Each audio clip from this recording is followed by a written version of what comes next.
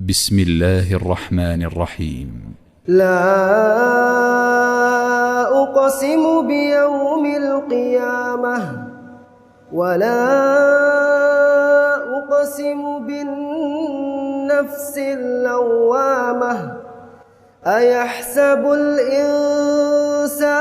أن لن نجمع عظامه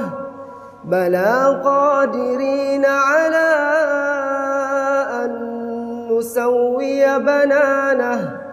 بل يريد الإنسان ليفجر أمامه يسأل أيان يوم القيامة فإذا برق البصر وخسف القمر وجمع الشمس والقمر يقول الإنسان يومئذ أين المفر كلا لا وزر إلى ربك يومئذ المستقر ينبأ الإنسان يومئذ بما قدم وأخر بل الإنسان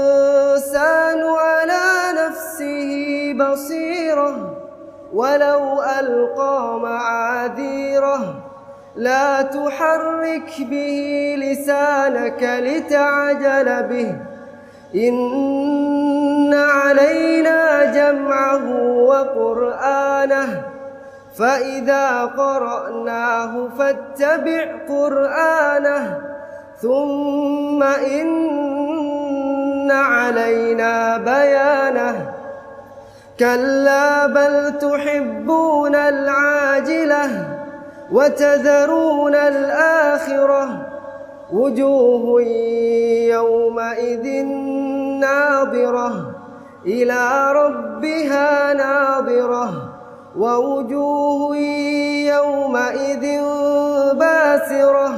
تظن أن يفعل بها فاقرة كلا إذا بلغت التراقي وقيل من راق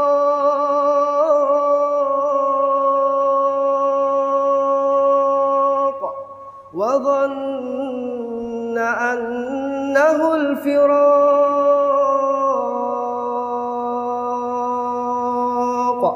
والتفت الساق بالساق إلى ربك يومئذ المساق فلا صدق ولا صلى ولكن كذب وتولى ثم ذهب إلى أهله يتمطى أولى لك فأولى ثم أولى لك فأولى أيحسب الإنسان أن يترك سدى ألم يك نطفة من مني يمنى ثم كان علقة فخلق فسوى فجعل منه الزوجين الذكر والأنثى أليس ذلك بقادر على أن يحيي الموتى